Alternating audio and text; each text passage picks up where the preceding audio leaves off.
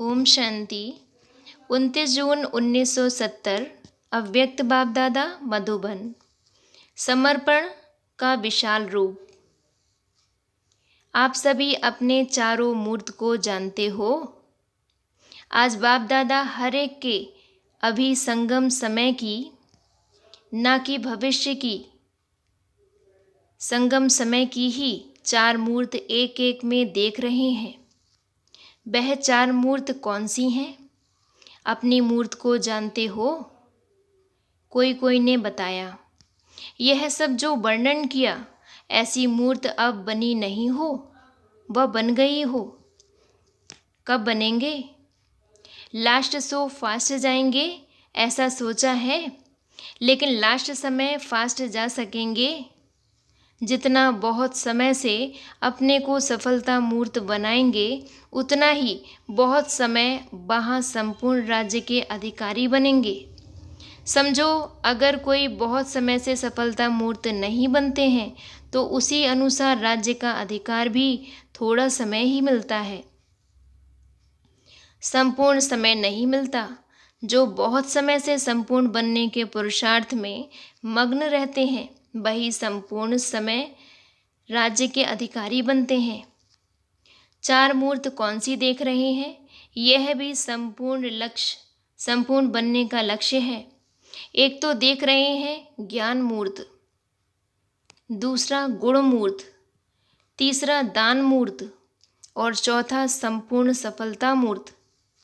सुनाया था ना कि सर्विस करना अर्थात महादानी बनना। तो हर एक की यह चार मूर्त देख रहे हैं। चार मुख का भी गायन है ना। एक मुख में चार मूर्त का साक्षात्कार कराना है सभी को। अगर एक मूर्त भी कम है तो वहाँ भी इतनी कमी पड़ जाती है। जैसे यहाँ साथ में ले जाने वाला सामान बुक कराते हैं तो वहाँ मिल जाता है, ऐसे ही यह भी बुकिंग ऑफिस है। जितना यहाँ बुक करेंगे उतना वहाँ प्राप्ति होगी। यही सोचो कि चार ही मूर्त बने हैं, चार मुखी बने हैं। जितना यहाँ अपनी मूर्त में सर्व बातें धारण करेंगे, उतना ही भविष्य राज्य तो मिलेगा ही, लेकिन द्वापर में जो आपकी जड़ मूर्तियाँ बनेंगी, वह भी इस संगम की मूर्ति प्रमाण ही बनेंगी। समझा? अब संपूर्ण मूर्त बनने के लिए क्या लक्ष्य सामने रखेंगे?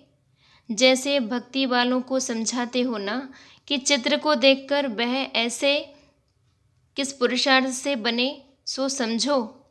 तो आप संपूर्ण मूर्त बनने के लिए क्या लक्ष्य सामने रखेंगे? उन्होंने क्या लक्ष्य रखा? साकार में संपूर्ण लक्ष्य तो एक ही है ना। उसने कर्मातीत बनने के लिए क्या लक्ष्य रखा? किन बातों में संपूर्ण बने? संपूर्ण शब्द कितना विशालता से धारण किया, यह मालूम है। शब्द तो एक ही है संपूर्ण, लेकिन कितना विशाल रूप से धारण कर ऐसे बने। सर्व समर्पण के लक्ष्य से ही संपूर्ण बने। जितना समर्पण उतना संपूर्ण। लेकिन समर्पण का भी विशाल रूप क्या है? जितना विशाल रूप से इसको धारण करेंगे, उतना ही विशाल बुद्धि भी बनते और विश्व के अधिकारी भी बनते। वह विशालता क्या थी? इसमें भी चार बातें हैं। एक तो अपना हर संकल्प समर्पण, दूसरा हर सेकंड समर्पण अर्थात समय समर्पण, तीसरा कर्म भी समर्पण और चौथा संबंध और संपत्ति जो है वह भी समर्पण। सर्व संबंध का भी समर्पण चाहिए। उस संबंध में लौकिक संबंध तो आ ही जाता है, लेकिन यह जो आत्मा और शरीर का संबंध है उसका भी समर्पण। इतने तक संबंध को समर्पण किया है। विनाशी संपत्ति तो कोई बड़ी बात नहीं है, लेकिन जो अविनाशी संपत्ति सुख, शांति, पवित्रता, प्रेम, आनंद की प्राप्ति होती है, जन्म सिद्ध अधिकार के नाते उसको भी और आत्माओं की सेवा में समर्पण कर दिया। बच्चों की शांति में स्वयं की शांति समझी, तो आत्माओं को शांति देने में ही अपनी शांति समझें। यह है लौकिक संपत्ति और साथ साथ ईश्वरीय संपत्ति को भी समर्पण करके अपनी साक्षी स्थिति में रहना। तो समर्पण शब्द का इतना बड़ा विशाल रहस्य है, समझा? ऐसे विशाल रूप से धारण करने वाले ही संपूर्ण मूर्त और सफलता मूर्त बनेंगे। तो समर्पण शब्द कोई साधारण अर्थ से ना समझना। लौकिक का समर्पण करना सहज है, लेकिन जो ईश्वरीय प्राप्ति होती है वह भी समर्पण करना, अर्थात महादानी बनना और औरों का शुभ चिंतक बनना, यह नंबर बार यथा योग्य यथाशक्ति होता है। इतने तक समर्पण बनने वाले को संपूर्ण समर्पण कहा जाता है। ऐसे संपूर्ण समर्पण मूर्त बने हो। अपनापन बिल्कुल समा जाए। जब कोई चीज़ किसमें समा जाती है तो फिर समान हो जाती है। समाना अर्थात समान हो जाना। तो अपनापन जितना ही समाएंगे उतना ही समानता मूर्त बनेंगे। आप लोग जब अन्य आत्माओं की सेवा करते हो तो क्या लक्ष्य रख करते हो?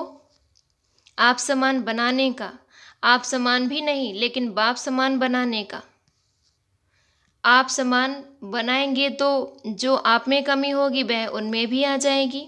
इसीलिए अगर संपूर्ण बनना है तो आप समान भी नहीं, लेकिन बाप समान बनाना है। जैसे बाप अपने से भी ऊंच बनाते हैं ना, बाप समान बनाएंगे तो फॉलो फादर हो जाएगा। जैसे बाप ने अपने से ऊंचा बनाया, वैसे अपने से भी ऊंचा बाप समान बनाएंगे तो गोया फॉलो फादर किया। तो अब आप समान भी नहीं, लेकिन बाप समान बनाना है।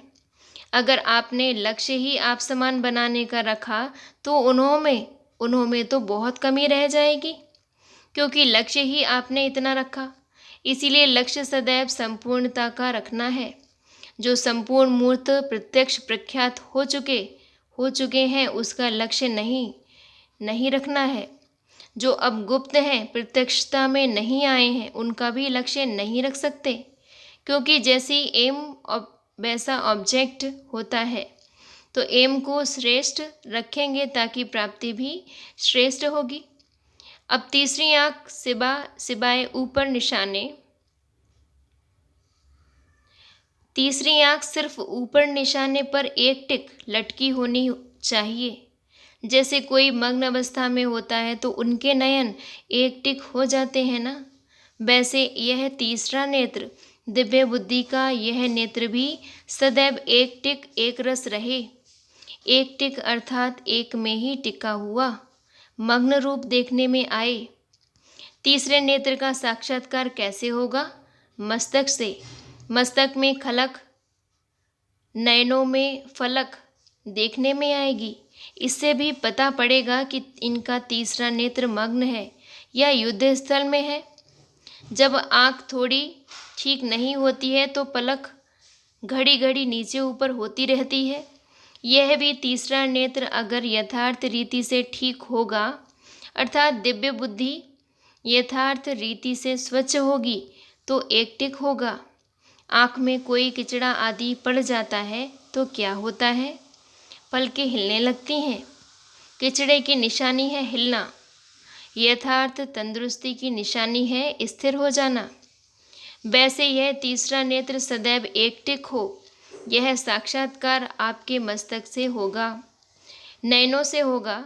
तो चेक करो, हमारा तीसरा नेत्र जल्दी जल्दी बंद होता है और खुलता है, बस सदैव खुला ही रहता है।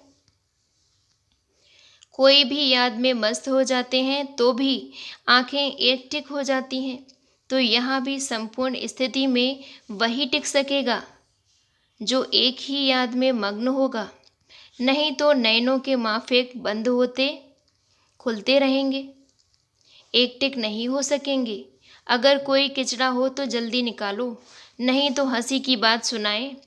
समझो आपको कोई साक्षात्कार करता है और आपकी मूर्त नीचे ऊपर होती रहेगी तो क्या साक्षात्कार करेंगे?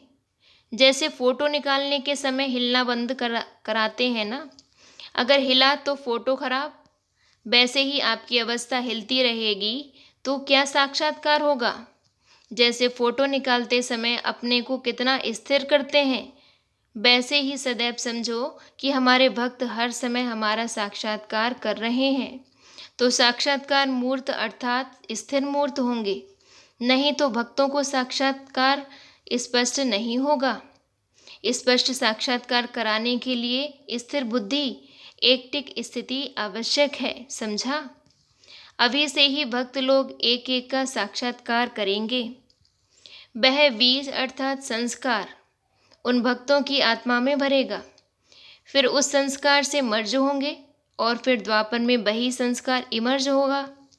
जैसे आप समझाते हो ना कि धर्म स्थापक यहाँ से संदेश लेकर भरकर जाएंगे, वही फिर इमर्ज होगा, वैसे आप सभी के अपने अपने भक्त और प्रजा संस्कार ले जाएगी, फिर उसी प्रमाण इमर्ज होते हैं। अगर भक्तों के सामने स्पष्ट मूर्ति ही नहीं दिखाएंगे तो उनमें वह संस्कार कैसे भरेंगे।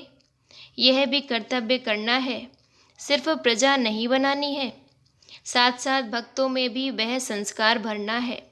कितनी प्रजा बनी है, कितने भक्त बने हैं, यह भी मालूम पड़ेगा। भक्तों की माला और प्रजा की माला दोनों प्रत्यक्ष होंगे, हर एक को अपनी दोनों मालाओं का साक्षात्कार होगा।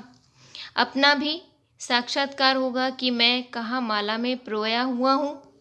यह भी एक गुप्त रहस्य है कि किन्हों के भक्त ज़्यादा होंगे, किन्हों की प्रजा जास्ती बनती। जैसे कोई की राजधानी बड़ी होते भी संपत्ति कम होती है, कोई की राजधानी कम होती है परंतु संपत्ति ज़्यादा होती है। यह भी गुप्त रहस्य है जो कभी खोलेंगे। अभी तो लक्ष्य रखो प्रजा बनाने का, भक्त तो लास्ट में मिनट मोटर के समान बनेंगे। यहाँ भी भक्त वंदना करेंगे, पूजा नहीं। गायन करेंगे, पूजा वही वहाँ करेंगे। यह सब बाद में मालूम पड़ेगा। अच्छा जी, ओम शांति।